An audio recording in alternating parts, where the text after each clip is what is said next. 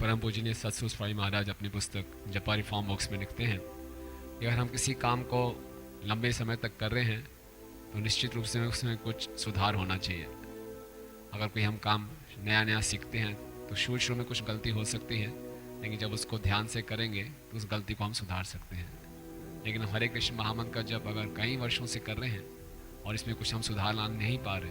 तो इसका क्या अर्थ हुआ कि या तो महाराज लिख रहे हैं हम बहुत ही ऊंचे दर्जे के मूर्ख हैं,